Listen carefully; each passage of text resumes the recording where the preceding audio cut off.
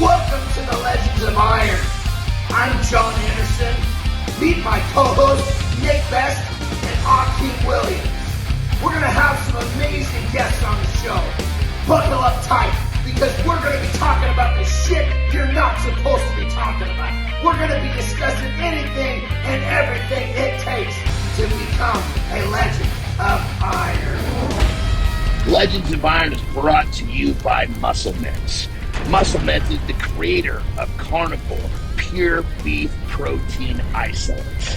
Beef builds muscle, and Carnivore is the world's #1 selling beef protein. Welcome to another edition of Legends of Iron.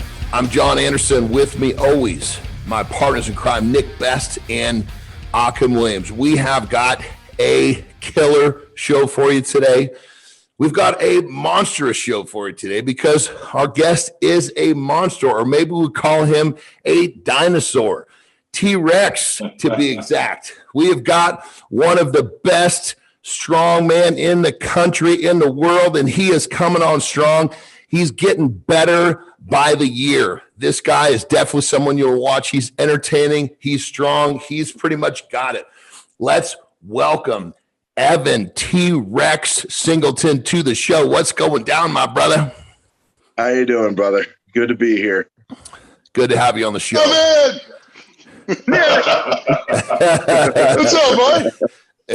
How you doing? Good, man. Just monster of a man. You barely fit in that goddamn screen, brother. Holy shit. I'm holding it kind of far away from me just so I can get my shoulders in it.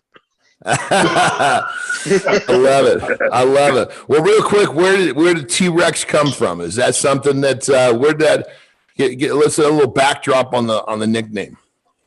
It's one thing that has personally developed a little bit of meaning to me over time, but initially it was I got my T-Rex tattoo on both of my hands, and I got that about 2 months before my first competition in StrongMan in 2018.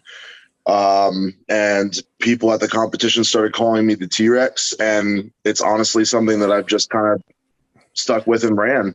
So right, a good nickname sticks. You know, it goes out once, people grab it, and there you go. I love it. I think it fucking fits you perfectly, brother.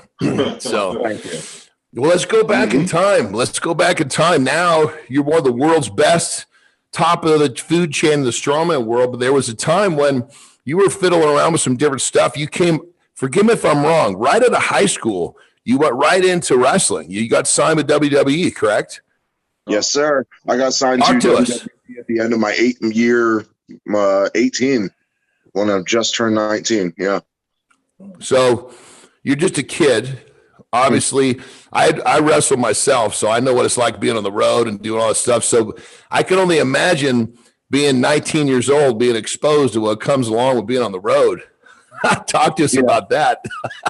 Yeah, it was definitely wild, especially because I would say that at 18, 19 years old, I didn't have a lot of worldly experience. So it was a big culture shock and kind of like almost a violent shove into adulthood. Yeah, I bet. I've only been out of the state of Pennsylvania where I was born and raised maybe like 2 or 3 times. And as soon as I got signed there, I moved down to Florida by myself and pretty much just picked up and went. And yeah, the world of wrestling is definitely an interesting one. That's for sure. Now, I gotta ask a question, man. What is it with strongman in Pennsylvania?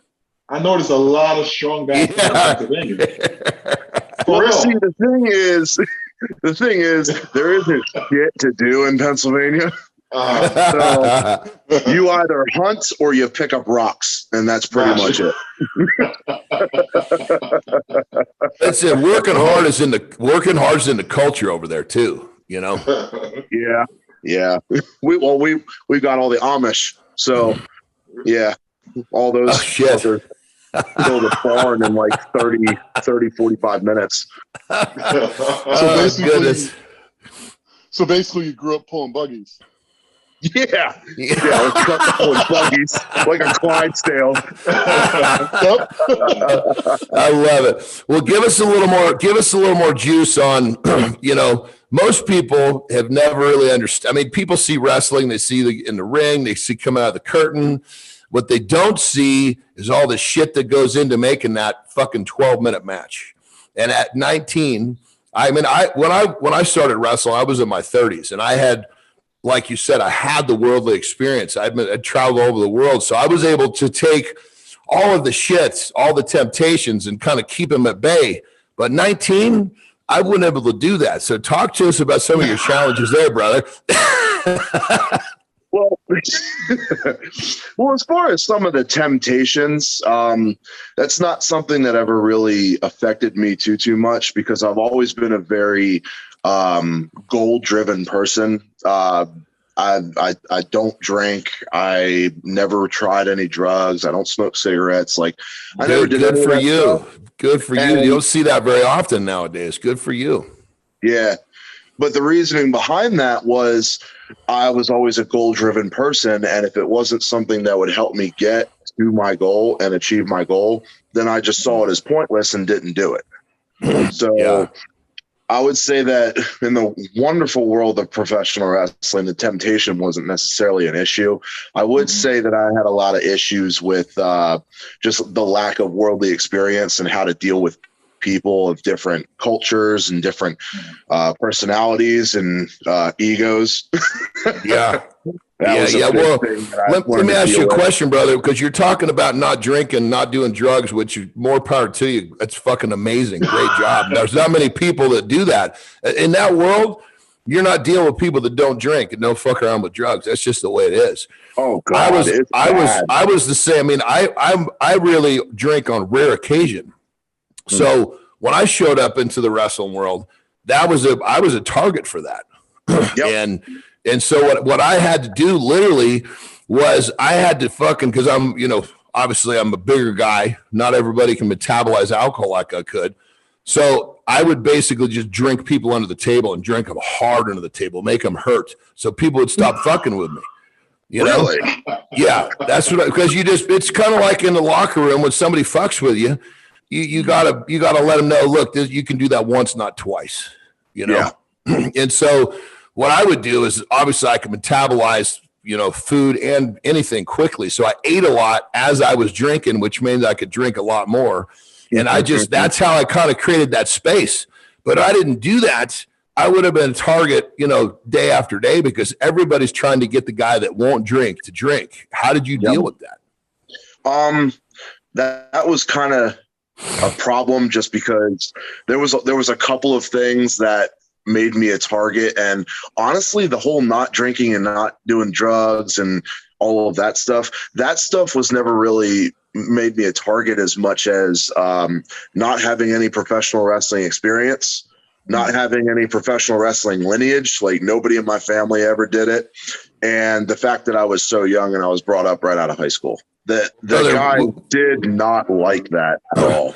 Well, brother, we had a lot in common. I mean, granted, when I started wrestling, I had basically no experience, and just the way I look is what got me the shot. So I felt that same pressure as well. So I know exactly what you went through. I mean, these people are talking about, oh, remember so-and-so, like he was some great athlete and 20 years ago. And I'm like, yeah, I remember. I'm trying to play along.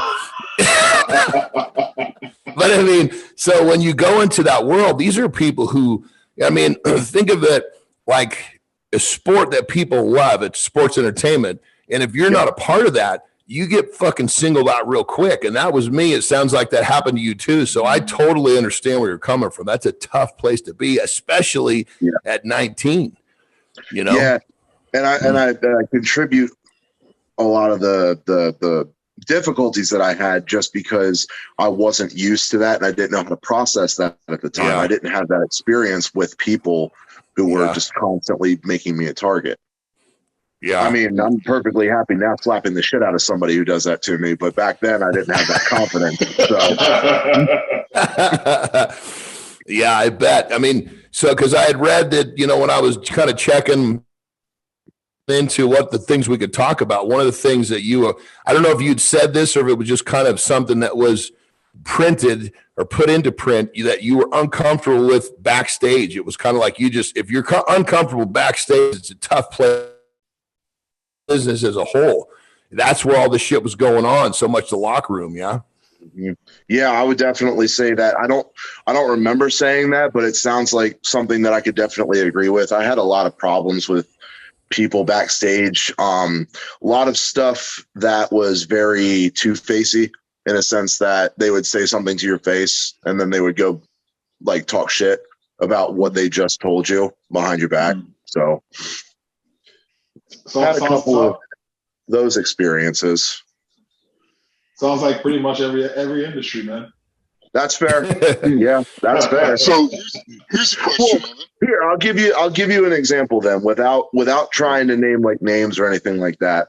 When I first got into pro wrestling, I said it was when I first got into WWE, during one of the classes, they had all the new guys go up one by one, introduce ourselves, and then they asked us, who was your favorite wrestler growing up?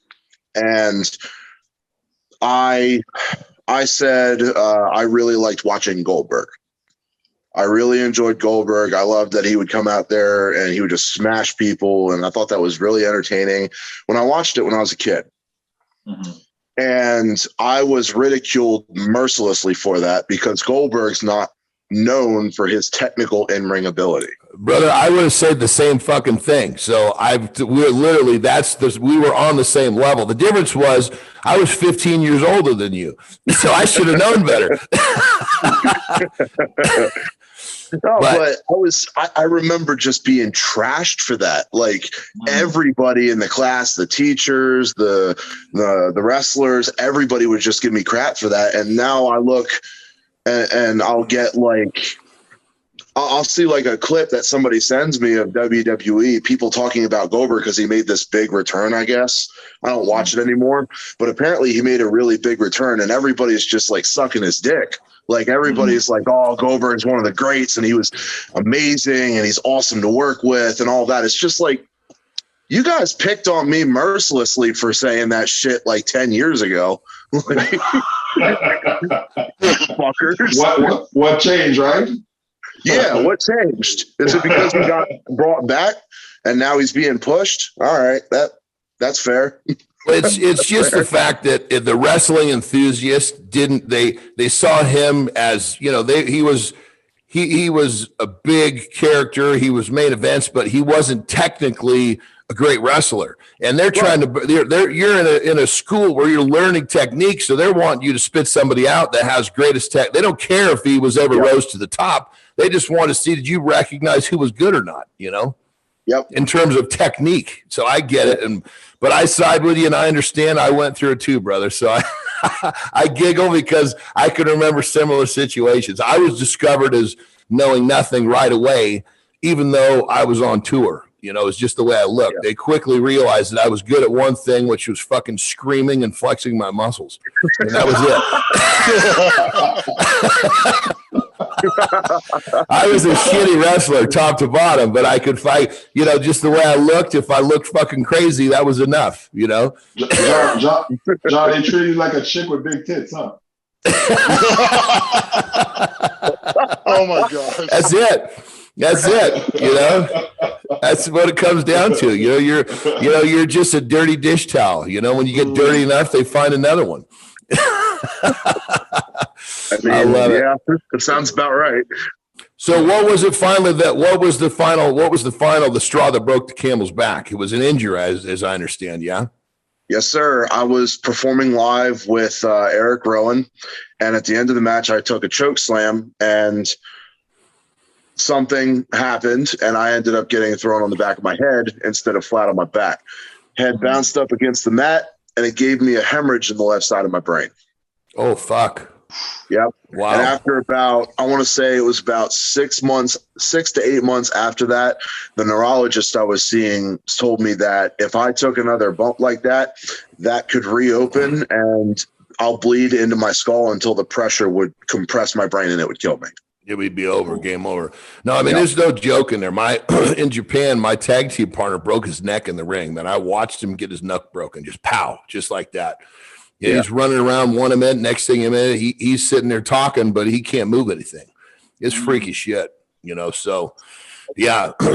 Well, clearly that was not your place anyway, because look at you now, brother. Nope. I at the time, there's no way that I could have seen it as anything other than just pure heartbreak, because I was 19 years old and I made it. I got signed to WWE, and then that happened, and I just feel like my dream was taken away from me. And there was definitely some low points that I had to deal with, but now looking back at it, I see a blessing in disguise, because if that never would have happened, I probably never would have found StrongMan. And I genuinely feel like this is my calling. I'm doing what I was put on this earth to do. Well, brother, let me tell you, you keep doing what you're doing, they'll come back and want to pay you anyway, and then you won't even have to take bumps. That makes sense. So you just keep doing what you're doing, and they're looking for big dudes like you, especially someone that's made a name for themselves. So you just stay on the path you're on.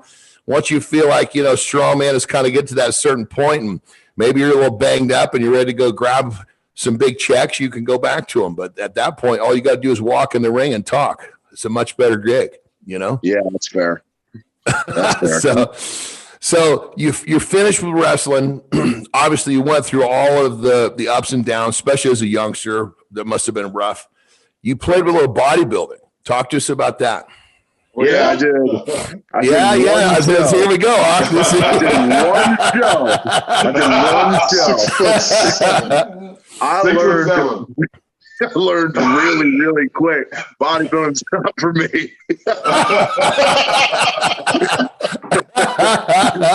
I committed to one show, and I dieted for about 7 to 8 months straight. I thought you were going to say days. Fuck off.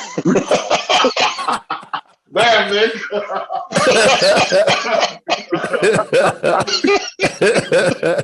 If it makes you feel any better, the second that I got my trophy for second or third, I forget which one it was. As soon as I got my trophy, I was like, I'm never doing this shit again. Ever. This is a once and done kind of thing for me. I can't do this shit again. I'm curious why you it turned you off. Honestly, it was the diet. It was the diet. Yeah, I mean, I still to this day, unless it's deep fried, do not want to eat chicken ever. At all. I so much goddamn chicken. I am so over it in every single. If it's not KFC, I don't want it.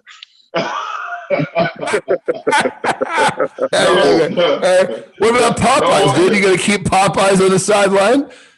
Yeah, I'm sidelining Popeyes for KFC. That's my MVP. Hell yeah, extra crispy. I love it, dude. That's good shit. He went on that chicken bench, and he's just like, no more. Yeah, you're damn right. You know what? One of my first things when I got back to my house, my show was in New York, so it was about a 4-hour drive to my show. And on my way back, I stopped and I got like $50 worth of Burger King. It was the only thing that was open on the highway, and I did not care. I ordered something like one of everything on the menu. And I just did not care. And I ended up scarfing all of it and then throwing it all up like 10 minutes later. I'm curious, what was your rebound weight? How much did you weigh after it was all said and done? Those rebounds are nasty, man. What, like after the show? After the show? Yeah, what did you weigh in at the show, and then what were you 3 days later? Yeah, exactly. All right, so I was on stage at 239 pounds. So 240. 3 days later, how many pounds? 3 days later, I was about 265, 270. Yeah, there we go. about 30-pound rebound. Yeah, the rebounds. I mean, when you really my first bodybuilding show, I had a 27-pound rebound in 36 hours. I just had no idea how to control it, and it was awful. I mean, it was like. I felt like I was going to explode from the inside out. I had so much abdominal pressure. My fucking ankles, couldn't even see my ankle bones. Yep. I remember the ankles. I remember that. Yeah. Now, looking back, I thought of my coach like, dude, why didn't you give me some kind of direction? Just fucking cut me loose and tell me to go eat. That was not what I needed to hear. So how old are you at this point? How old are you at this point at the show? I am 29 years old. No, I'm sorry. At the bodybuilding show. Bodybuilding, I was 23. Okay. So there was a few year period from between WWE and your first show. Is that correct? Yeah, period. There was a long time where I wasn't able to exercise at all because my neurologist was very fearful of the pressure in my head that would put on my brain. Oh, So no it took shit. a long time to get back into shape. And actually, that's what prompted me to pursue bodybuilding, because I wasn't able to train and I wasn't able to do any wrestling. So I fell into a really, really deep depression, and I put on so much weight. I ballooned up to about 385 of bad weight. Oh, wow. Yeah. And I just remember hating what I saw in the mirror every day.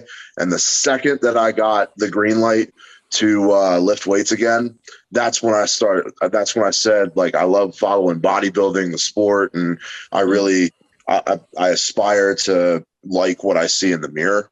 So I'm going to commit to this. I'm going to give this a try. And that's you as a person. You're going to commit to something that you want to commit. You want to be committed.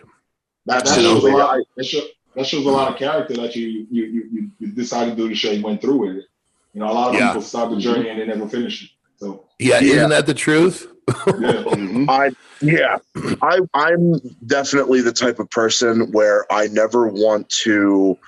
I want to be able to die someday without ever wondering what if. I have zero desire to ever wonder what would have happened if I would have tried this. And brother, let me tell you, you can see that in how you compete as a strongman, man. You don't leave anything back. You know, whatever you're going to do, it's 100. It's not 100%.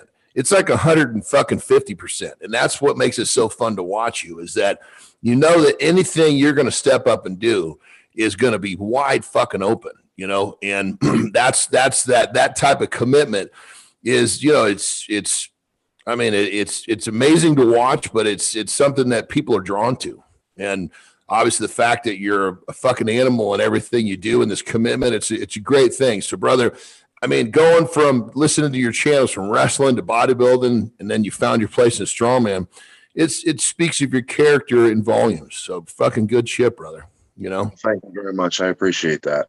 Yeah, 100%. And this is just the beginning for you, dude. You just scratched the fucking surface of what you're doing right now. So now we move the timeline forward. So we're done with the bodybuilding show. Somehow we stumble into strongman. Well, my mindset after bodybuilding, because I was pretty firm on the whole, my stance on bodybuilding is I'm proud that I stuck to it. So long. I'm proud that I went through the entire process. I put together a routine, mixed my music. I got up on stage. I got my trophy. I did everything that I said I was going to do. I have the pictures, the trunks, and the trophy to prove it. With that being said, I am never doing this shit again. So in my mind, I wanted to do something that I could do and be competitive in that was weightlifting related, because I started lifting weights when I was 14, not for strength purposes, more than anything, just to get in shape and help me with amateur wrestling, which I was really good at. I just love the way that lifting weights makes me feel. So I wanted to do something weightlifting related that was competitive, that wasn't bodybuilding. So I looked around online and found a powerlifting and strongman gym in my local area, McMillan's Training Systems in Lancaster, Pennsylvania. And I went over there, and I actually had the intent of starting with powerlifting because it was a lot simpler. It was just 3 lifts, and it would be a really good way to build kind of a base strength for me, because I never did strength training before. It was always for aesthetics. So I set up a date to tour the gym, and as I'm going through the tour with the owner, somebody's doing log press, and I ended up bugging him for a little bit. I asked him a couple questions about strongman, about log press, everything like that. He actually let me work in with him a little bit and showed me like 1 or 2 things. And I decided, okay, well, maybe I can just try a little bit of the strongman stuff for like a week, 2 weeks, if that. And I want to say, like, within a week to a week and a half, I was like, found it. The rest was, I could feel that coming. The rest was history. We were real close to that. I could feel it. I love it, brother. Yeah, the first time that I tried log that day, and then like the next day I did farmers and yoke, I was like, oh, I love this. This is fun. Nice. And that's very nice. No, never looked back. Evan, people need to understand something. What's your max log now? It's got to be over 450 because I've hit 450 already. Exactly. And what's your max deadlift? What's your best pull in a contest? 1,000 pounds. Yeah, I knew that. I know what it is, but I want people Go ahead, to bring it up. understand. I don't mind saying Just it. how strong you are. He says that so casual. I remember when Eddie Hall pulled that 1,000 pounds under Arnold. I was so freaking mind blown, and you just seen 1,000 pounds. Like, it's 1,000 pounds. That's crazy. Isn't it crazy, dude? The level of strength now. I know. I mean, hands down, the strongmen are the strongest people on the planet. I love powerlifting, but when you come right down to it, you don't. There's so many 1,000-pound plus pullers in the strongman circuit right now. It's fucking insane. It's insane. The night that I pulled 1,000 pounds in Manchester, England, I was one of 7 guys that pulled 1,000 pounds plus that night. 7 in one comp. That's crazy. Wow. That's over half of the field. Dude, talk about an environment to pull heavy. Yo. I remember when I did 850. I was on Mountain Everest, because I couldn't believe that I could pull something like that. And hearing these guys talking about they pull 1,000 pounds is fucking insane. Oh, it's crazy. It's crazy. Mm-hmm. And the thing about it, to go from 850 to 1,000 is a quantum leap. Yeah. Quantum leap. Yeah. Night and day. You know? Yeah. Night and day. Yeah. I mean, once you get that heavy, even 10 more pounds makes things just impossible. Exactly. Yeah. You know? It's funny how once you get so heavy, you just get so excited about a 5-pound PR. It's wild, man. It's wild. And your positioning, your body positioning, your technique and leverage, if it's off just the littlest bit, ain't going anywhere. Yep, absolutely. Crazy stuff. So you basically found your spot right away, which is great. So you're now, how old are you now at that 29. time? No, I'm sorry. How old are you? I need to pay attention to the questions more. Oh, it's all right, brother. We're having a fucking good time here, I would say that I found the strongman gym when I was like late 24, turning 25. Oh wow. So you're literally, you've only been I knew you'd only been in the sport a little while, but you're talking like 3.5, 4 years tops you've been in the sport. And you went from a guy who had just become, disenchanted with bodybuilding to a world elite in a basically a 4-year period, which is pretty fucking awesome, dude. Yep. My first competition was April of 2018. It was North Carolina's Strongest Man, and the winner of the open class got a qualifier to Giants Live North America. And so that was it. You basically won that first contest and went right into the big time. Pretty much, yeah. Yeah, how'd you do that first Giants Live contest again? What's that? How'd you do in that Giants Live contest? I took 8th. And how'd you do the next year? I won. Exactly. That's fucking insane. That's insane. Nick, he's so humble, man. I know. That's why. Yeah, he's so humble. That's why I'm pushing some of these issues, because people need to understand. Yeah, man. He's a freak. He's a freak of the freaks. Oh, I mean, what he's done, unbelievable. I mean, you can talk your shit, man. Yeah. You don't have to be that humble in this entire no. You can talk plenty. And I'm skyrocketing American Strongman to the stratosphere. We're going to pass all those shitty Europeans. And I'm taking the world's strongest man title from that giant bug-eyed Scot, Tom Stoltman, and I'm bringing it back to the States, baby.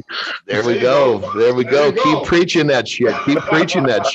Because let me tell you, bro, the more that you cut promos like that, and the better you do, which you're doing both that's when WWE is going to come and say, hey, come and talk on our microphone. But by the way, there's a 7-figure check that comes along with this. You're not going to have to take any bumps. So just keep doing what you're doing, brother, because entertainment value is value in any sport, you know? So you're crushing it, brother. It's almost to the point where it's kind of effortless for me just because I'm a natural entertainer. I love doing the live shows because I feed off the energy of the crowd. It helps me lift better. And it's just kind of like easy for me, honestly. It's just I don't even really need to think about it too much. Like I just go out there and I have fun. That's called the it factor, brother. That's the it factor. Some people just have it. They can just, when the time is right, they just come alive. And that's what it's all about, you know?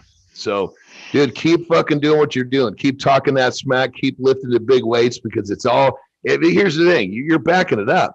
I mean, the short amount of time you've been in the sport and how far you've traveled, and you're traveling at such a fast pace, brother, this is what it's all about, you know? Let's go.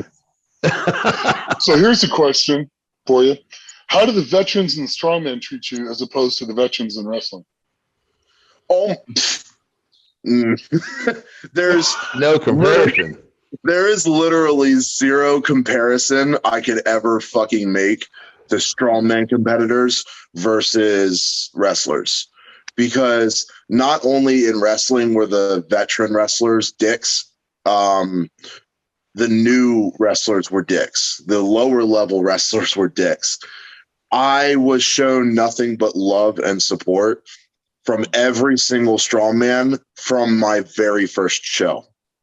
And then, oh God, like everybody in the amateur circuit was amazing. But the second that I made it to the pros, how fighting all of you guys were, like how willing you guys were to help and give advice and show support for each other, especially me being brand new to the circuit. I must have, oh God. My perfect example was with you, Nick. One of my first World's Strongest Man in 2020, where I competed. Me, Bobby Thompson, Maxime Boudreau, and Gabriel Pena, we sat in the meeting hall where we were having our meals for World's Strongest Man. This was like 2 days before the qualifiers. We were sitting at our table talking to Nick for hours, because he was just sitting down there and he was just giving us stories and he was giving us advice. And I remember Nick coming up to me numerous times throughout the competition, just like, all right, you're getting ready. Focus that anger and that energy. Do this, and this. You're going to be just fine. You're going to go out there. This is your event. Go kill it. Like he was doing that the whole comp. And that was the first time that I met Nick. So the overwhelming support from strongman is just, it's unmatched in anything I've ever done. It really is. Yeah. Nick, very true, bro. Question, Nick. You sure? You think the reason why there's so much support from, you know, the older strongman to the newer strongman is the fact that you guys are such an elite group of athletes, meaning that there's not many people could do what you guys do? Yeah, that's some of it. Yeah, absolutely. And then also, we want the sport to succeed. We're making some money, but there's a few guys that have made money off this sport, like good money. But everybody else, we're doing it because we love it. We love the sport, and we want to see the sport succeed. And if you don't teach the younger generation, you know, all the pitfalls of it and how to get their head right while on camera and what to focus on and what to go after and what to ignore and stuff like that. We want them to be better than we were, and we want them to make less mistakes than we did. And if there's something I can tell him that'll extend his career an extra 5 years and make him successful, all the better. I mean, I don't know how much longer I got. I'm going to keep going as long as I can, but I'm having fun, and I enjoy, you know, coaching the younger kids and having fun with them and teaching them, you know, the right way of going about things. Gotcha. Yeah, and Nick also too, brother. I mean, we've known each other a long time. You're a special individual, you know, and I'm saying everybody. I totally agree. The sport of strongman is a big family, but you are also a very special individual within that, that group. So, I second that. Yeah. Appreciate yeah. it. So, Thanks. yeah, I mean, it's like, God, it's like, I don't think I can remember a time when Nick has been anything other than positive and smiling, and Yep. it's really great that guys like Evan have you, Nick, because only time Nick wasn't happy was when Michael O'Hearn beat him. Yeah, I tell you what, it motivated me. I bet he was pissed back then. Without that guy, I wouldn't have done the things that I did. I went on a tear that just, it motivated me, and I appreciate that, because without him, maybe I win one and just kind of like, okay, I'm good. So I love that guy to death. Yeah, he's a cool cat, man. He's brought a lot of positive influence into just about every corner of the industry. So, so Evan, what was? Let's talk about inspirations. Obviously, you've been in the sport of strongman a short period of time, but you've obviously poked your head in a lot of different areas of being an athlete. Everybody has inspirations. Sometimes it's a parent, sometimes it's another athlete. Talk to us about yours. I would say, as far as people that inspire me, it's definitely other competitors. Brian Shaw comes to mind, because at first glance, surface level, it's American strongman. Incredibly successful. His rap sheet speaks for itself. He's a legend of the sport. Yeah. A laundry list of wins that just does not ever stop. And then as I got to know him and talk to him and develop a little bit of a more personal relationship with him, just who he is as a person, he's just an overall fantastic ambassador for the sport. He really is. There's a reason why he is as successful as he is, and he deserves it, and he's earned it. I remember when he first came into the sport, Nick, you probably remember this too. Fresh out of college, 310 pounds. I mean, looked like a runway model, face all shaped up. I mean, no, I swear to God. I mean, he was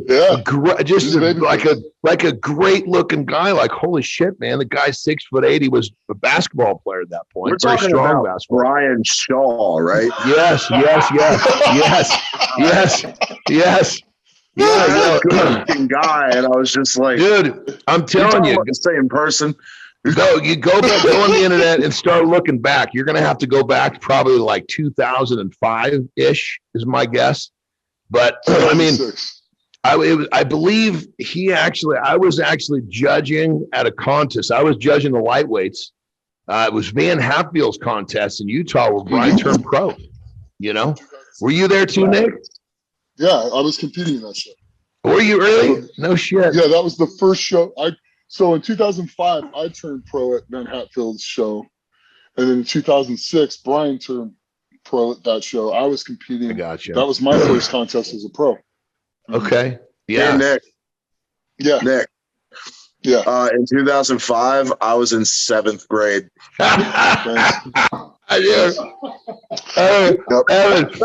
Evan, Nick and I were lifting. We started lifting weights in the early 80s.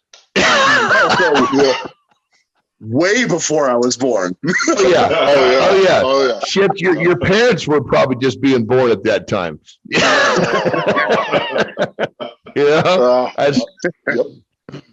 Yeah, but I agree. I mean, Brian he's a special guy, and obviously a great ambassador of the sport, and obviously a great role model, and the fact that you get to kind of follow in his footsteps, because you're kind of, I mean, you're one of those, and I say this with love, you're one of those overgrown guys that, fits that mold, just like you guys don't fit into cars. You guys, it's like you live a slightly different life, Yeah.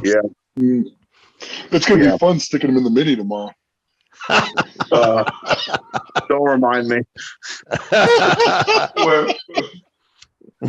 So I have a Mini Cooper. So, you have a Mini Cooper. Yeah, I'm gonna pick him up from the airport tomorrow in my Mini Cooper. You got to make a video of that and post that, man. I would love to see that. Oh, we're going to. Evan, how long are you going to be in Vegas, brother? I am leaving tomorrow, and I will be staying there until Monday. Oh, fuck, because I come into town on Thursday night. Oh. Yeah, I'll be there for a week when my daughter's got a national championship cheerleading event. So I'm going to be there for the weekend for her, but then I'm going to stay a little bit longer. So obviously Valentine's Day. Wait, this upcoming weekend? Yeah, this Thursday. That's what I'm telling you. The Thursday is I leave. What is today? Hell yeah. Yeah, we're just talking a few days away here, brother.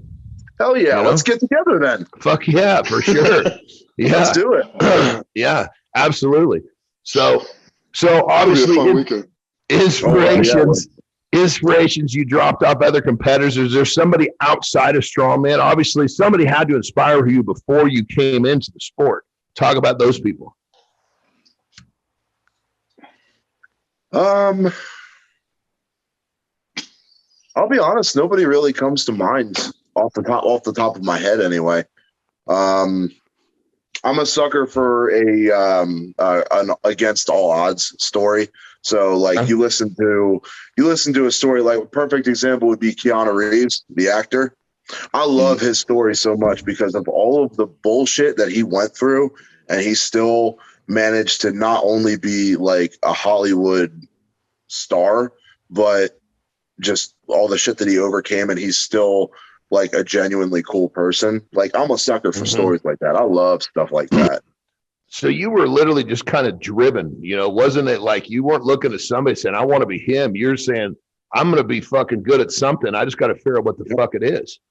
That's fucking really cool, brother. That's pretty much it. Like I never looked at one individual person and was like, I want to follow in that person's footsteps. I want to be like that person. I would say that for me, it was more of it's exactly how you just said it. I don't know what it is yet, but I want to be the best in the world at X. I just didn't know. Be great at something. Could be great at something. Just got to figure out what the fuck to do. I think you got it now. I think you're there now. That my number one thing for me personally would probably be I want to be remembered as the best. Nice. That's what I would say. Well, I'm telling you, man, you're you're on your way. We had Rob Kearney on not too long ago, and he and the two of you are my favorite two to watch, because for him, he's 280 pounds versus 380 pounds, and then it's just like, okay, somebody fucking hit the fucking nitro switch on this guy. Let's watch him go crazy for the next 60 seconds. Yeah, Nick's going to have to put up with me for the next week, so he's going to be seeing some of that shit. I know, we're going to have a good time. Hell yeah. I don't think we're going to have a crazy Uber ride this time, though, because we have nothing will ever top that Uber. Unless we get that exact same Uber again, nothing will ever top that. That was awesome. Pretty amazing. We got to know the Uber story, man. Yeah, you got to tell the story. You can't leave an inside story when we're supposed to be bullshit and having fun. What happened? All right, Nick, do you want this one? No, you go right ahead. All right, so we're all getting ready to go to a Disturbed concert, and there was like other acts there, like Stain, and I remember Nick going absolutely batshit insane for Mud Shovel. But before we made our way over to the venue, we were trying to get something to eat. We decided to go to Longhorn Steakhouse, and we called an Uber there was a group of like five or six of us. We called an Uber to take us from the hotel to the steakhouse, and this guy shows up in a minivan. And the second that we opened this thing up, it looked like this guy had an entire nightclub in the back of his minivan. He had strobe lights. He had flashing different colored Christmas lights all over the place. He had a banging stereo. And this motherfucker had a fully functioning Super Nintendo in the back Jesus seat. Christ. Like this was like the cash cab, but for like millennials. This was awesome. We were playing Mortal Kombat the entire way to the steakhouse.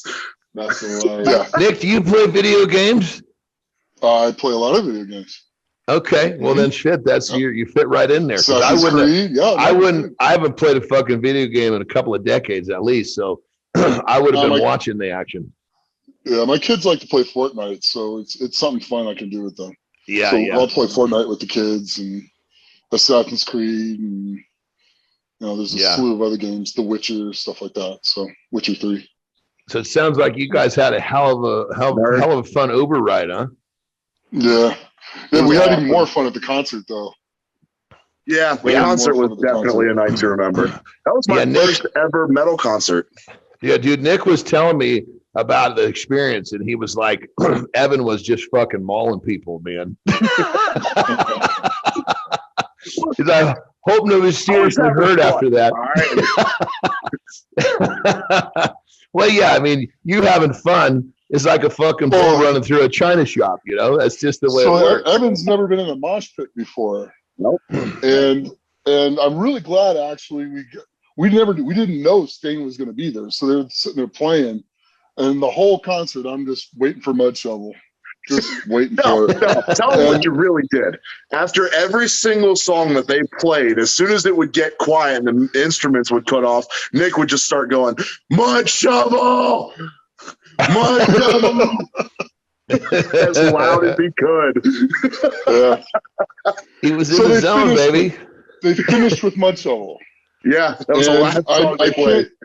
I won't confirm or deny that I could have started the mosh pit. You did. I was there. So, So, started a mosh pit, started going. It was fun, though. I mean, I was bouncing off of people. I didn't pummel anyone. It was fun.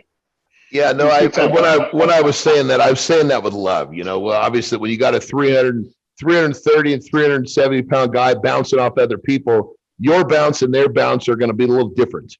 Yeah. The best part, though, is watching people try to hit Evan as hard as they could, and they just bounce off of him and go flying in different directions. And Evan's just standing there going, guys, just, I'm just kind of walking, man. Just go ahead, have fun. So it was fun to watch. It was a lot of fun to watch. It was fun to do. It's such a great time. I'm just glad the guy that got knocked out was nowhere near either one of us. Yeah.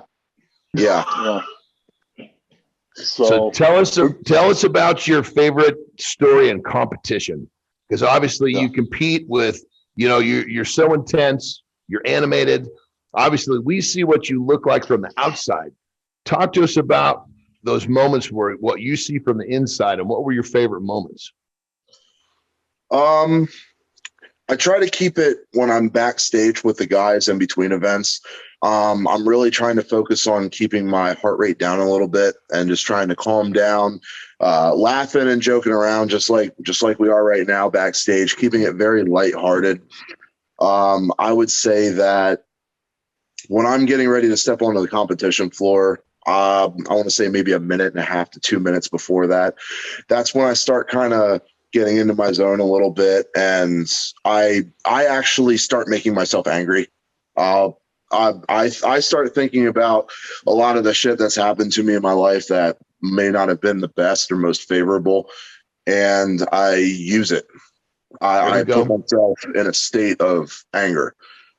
So like perfect example, and I do this when I train too. When I go for a really heavy set when I train, I tell people around me, if they don't know my routine, because it's a pretty regular thing, I tell them when I start getting there and getting ready for my top set and I have my music going, leave me alone. Like, I don't mean to be a dick. I really don't. But don't talk to me until I'm done with my set, because and it's funny because I love the people.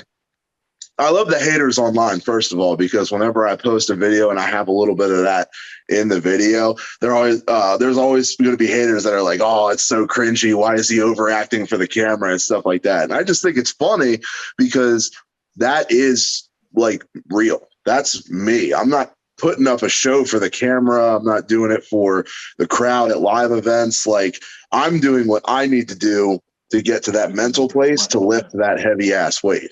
So, but and let's just pretend that was a show. You're competing in a show.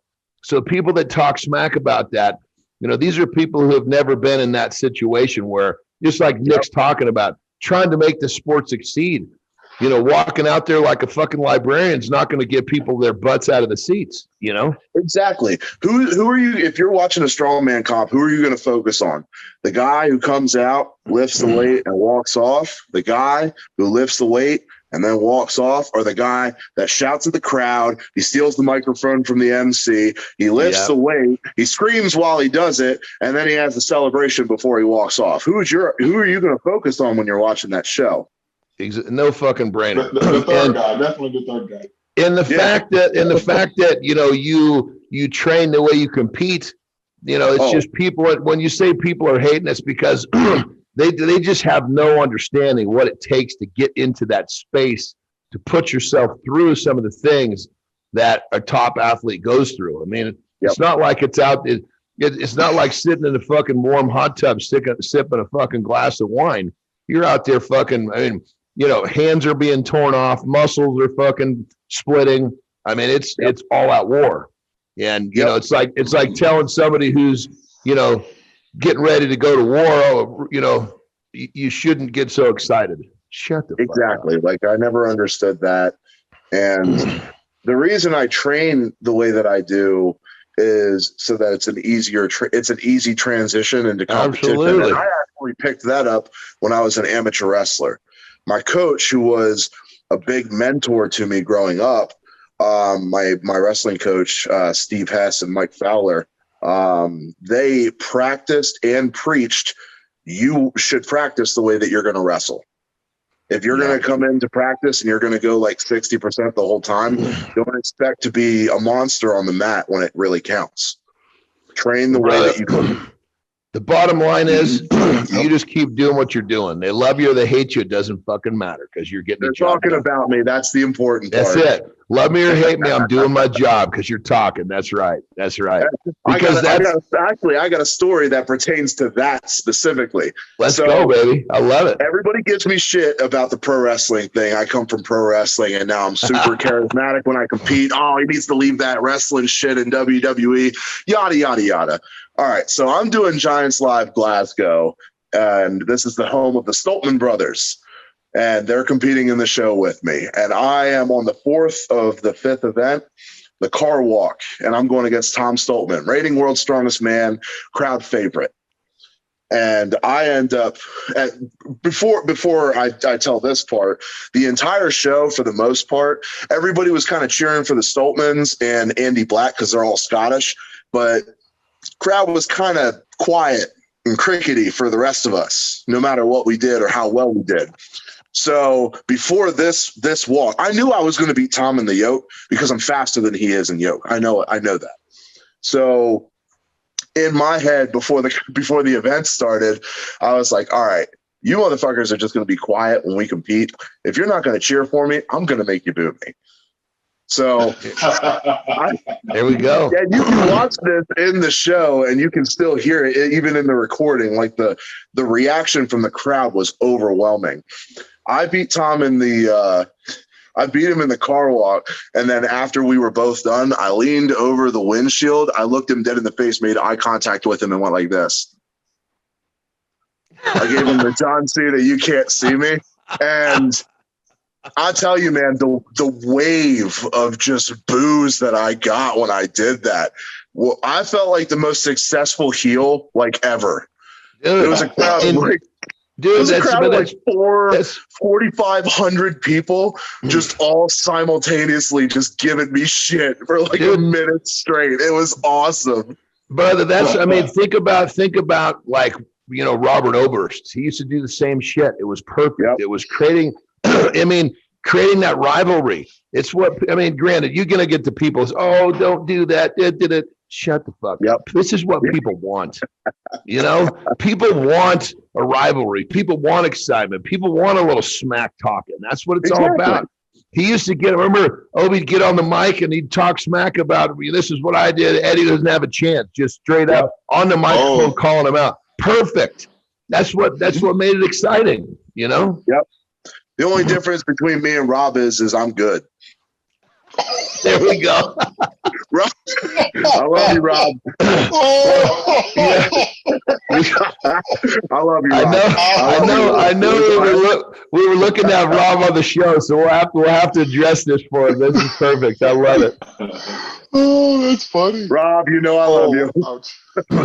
We've actually had quite a few, fun moments. When I say fun, because it's exactly what it is. Guys calling each other out, and that's good shit. That's what it's all about, You can also tell them you can deadlift. Yeah, I can deadlift over 600 pounds. Yeah, he got. I mean, granted, he got completely crucified for talking smack about deadlifting on the Joe Rogan show. But I mean, when it comes down to it, you think a deadlift really is specific to certain sports. You're not going to put certain type of athletes at risk of the lower back, when it doesn't make sense. But unfortunately, nobody heard that part of what Robert was saying. They just fucking said, they just tore him up.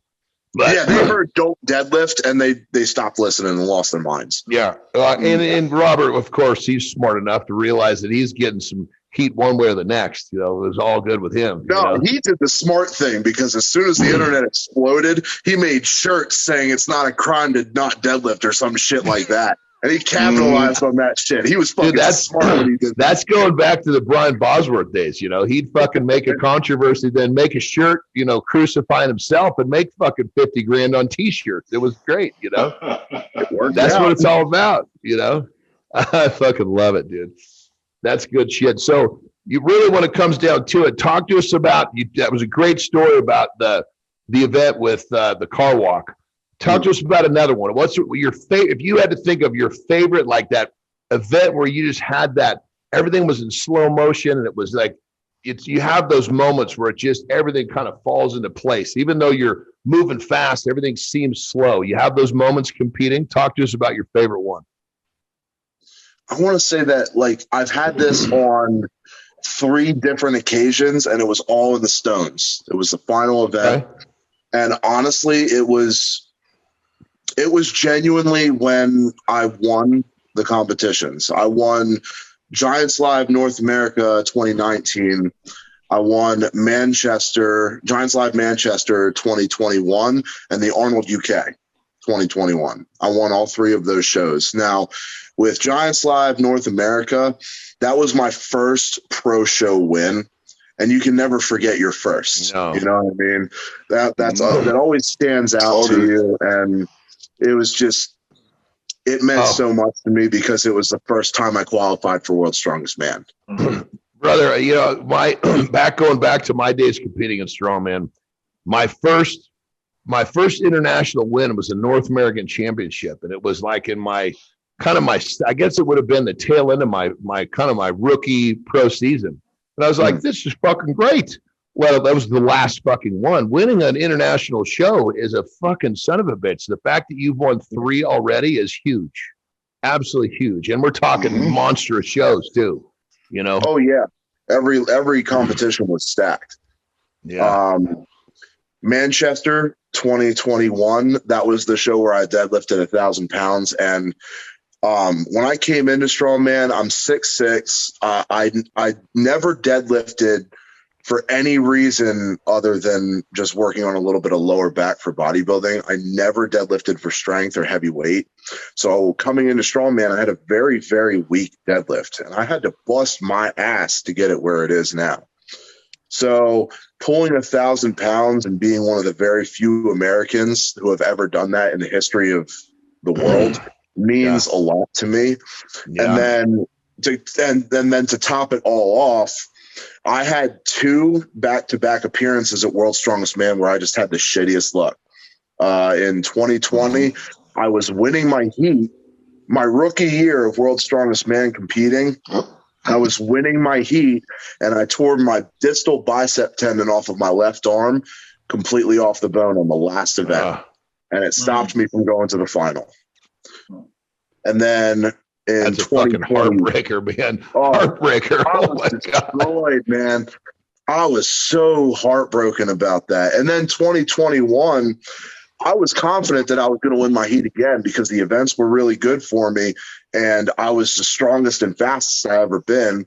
And it was in Sacramento, California last year. The second that I landed in California, boom, stomach virus. So for the next 4 days, I was just throwing up, diarrhea. I couldn't drink any water. I couldn't eat any food for the entirety of those 3 to 4 days. I lost 40 pounds in that time. Brutal. Yeah. I was so deflated and pale and dehydrated when the competition started. Honestly, it's kind of miraculous that I didn't get injured competing in that condition. Yes, it Honestly, is. it was awful. Yeah, I mean, the level of dehydration, your muscles were just ready to fucking explode. Exactly. Yeah. I'm really shocked that I made it out of that without an injury. Well, you're in your 20s, you got a lot more flexibility. In another 10 years, it's going to be different. 10 years, you probably treat that very different than you will right now. Right. Yeah. Your flexibility starts going about 45. You got a good long way to go. That was like 25 years ago, right? 8 years ago, yes.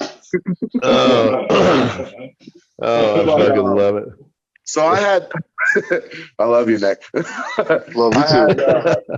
I had those back-to-back really bad performances at World's Strongest Man, the unlucky performances, and I had a point to prove. So winning that show, the slow motion came in the stones, because if I beat Alexei Novikov, then I won the show.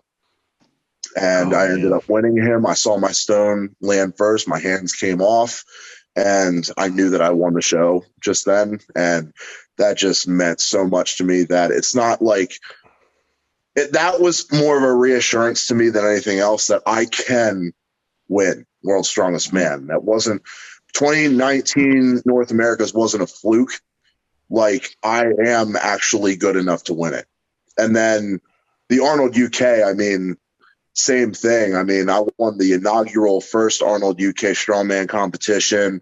It came down to the stones. Me and Alexei Novikov, we went into the stones with him at like a 1 or 2 point lead, and I ended up beating him by like 2 placings. So we ended up actually tying on points, but because it goes to who did the stones faster, that was me. So I ended up winning the show. Damn. Just the slow motion thing that you were talking about honestly happened all 3 times during the stones. That's killer, brother. I mean, those are those moments that you want. Those are the best moments, man, because it's like you smell. It's like you get to really kind of.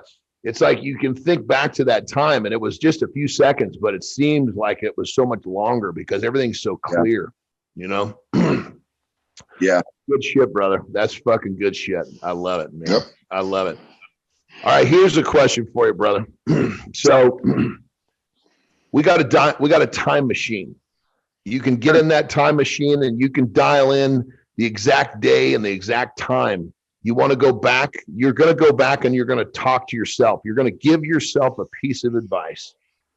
When do where in your lifespan, where in your timeline, where do you go? How old are you? Where are you? What are you doing when you go as you are right now today and talk to that younger version of yourself? And what do you say? I would honestly tell my 10-year-old self to start strength training. Honestly, like, I don't want this to come off sounding arrogant, but I know for a fact that if I would have started strongman and powerlifting and strength training specifically at a much younger stage in my life, I would have already won World's Strongest Man more than once. I know I would have. Well, I mean, look at you, just like a minute you're talking about, you didn't deadlift for any reason. You didn't ever deadlift for strength prior to strongman, and now you're 1,000-pound deadlifter, which is fucking amazing. It's a very short period of time to develop a deadlift like that. Yeah. So if you stacked another 10 years worth of training on this, I have to imagine what you're saying is absolutely true, you know? Yeah. Like I don't regret my time spent in WWE or doing the bodybuilding. I don't regret any of that at all. Absolutely. I don't. But I can't help but think if I would have started strongman when I was like 14, like some of the crazy Ukrainians and Russians, Jesus, it would be nuts where I would be at right now. Yeah, no, I mean, it's very true. I mean, some of these guys now in Europe, they're learning these techniques, they're fucking prepubescent, Yep. It's crazy. It is wild though. I think it's cool personally when I go into a strongman comp, and I'm going up against guys who have like years and years of it. Like I compete against Brian Shaw, I compete against Sindrunas Savickas, I compete against Alexei Novikov, Tom Stoltman, like all of these guys. And like Alexei Novikov is like 25 and he's been doing this for over 10 years. That's crazy. That is insane. Yeah. And it's funny. To me, it's funny just because every competition I go into, I'm always the guy with the least amount of experience. I've been doing strongman for the least amount of time. Yeah. It's just, it's awesome. Oh, that'll change. That will change. Oh, I know that. Yeah, I'm not going to be the youngest forever. Yeah, you just got to keep doing what you're doing, brother. All you got to do is keep doing what you're doing, and that's you're on the path you need to be on. There's no question about that. Yep. Thank you. So just remember, it doesn't matter when you get to the path. It matters that you walk the path and do the path. Damn straight. So you got there. Doesn't matter if you started earlier. It doesn't. I got there at 42. That was my first time when I got there. I was 42 years old. So you're there at 27, 28. You got a long time ahead of you. Long time. Yeah, so bro. Nick's right. All you got to do is keep doing what you're doing. Keep doing what you're doing. It's not as fun. In a situation like yours, that big gold trophy home. There we go. In a situation like yours, just one. So the first one is just going to be for conversation starter more than anything. I'm going to put it in the center of my dining room table. There you go. Everybody sees it when we're having dinner. They can look at how amazing I am and what all I've accomplished. Every other one I win after that, that's what gets put in the trophy cabinet. Gotcha. Now I might put one in the bathroom, one in the bedroom, so I have something to look at when I got to cuddle with something, so I might bring that in the bed with me. Well, brother, you're one of these guys that you looking at your journey, especially after hearing you talk your timeline through. This was all kind of, everything happened for a reason. Obviously, it'd been different had you started training earlier. It'd have been different if a lot of errors. But the bottom line is, you're here. You're doing so well, and you're getting better so much faster. It took everything that happened to put you in the space to be on this meteoric rise. So, brother, you just keep doing what you're doing, man. It's it's a lot of fun to watch, brother. A lot of fun to watch. Appreciate it. Thank you. Absolutely. So this is a little bit of a different question because you're so young. Because how old are you? I'll ask that when you can answer it properly this time. How old am I right now? Right now, as we speak, this second. All right. 29. There we go. Third time's a charm, baby. In your defense, we were jumping around the timeline, so I can understand where you're coming from when you kept answering 29. So at 29 years old, you've done so much in such a short period of time, and you're going to do so much more. So obviously, Legends of Iron, you know, where you're literally carving out your legend as we speak. You've got a big career ahead of you. When it's all over, and the physical part of you is gone, what is it that T-Rex is going to be remembered for? What is it that you want to be remembered for? I want Evan the T-Rex Singleton to be remembered as one of the most dominant, if not the most dominant, strength athletes in the entire history of the world.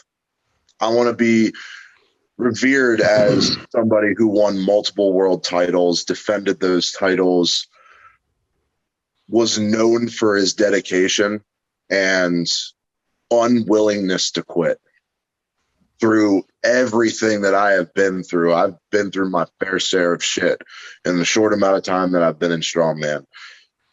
My belief in myself and my willingness to continuously stay dedicated and put the work in has never withered once. I love it, brother. Love it. Good shit. Good shit. Well, again, this is like the tip of your iceberg. So, you know, you got at least another decade to be doing what you're talking about, if not more. I mean, Christ, look at Nick. Nick is in his 50s, still competing at that level, you know? Yeah, I know. So, yeah. Fucking absolutely unreal.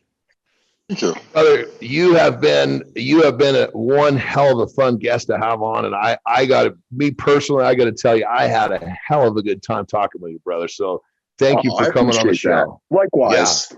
Fuck yeah, brother. I look forward. We'll connect this coming weekend when you're out in Vegas, and I'm going out there too. That'll be fun. We'll go get a meal. Oh, hell yeah.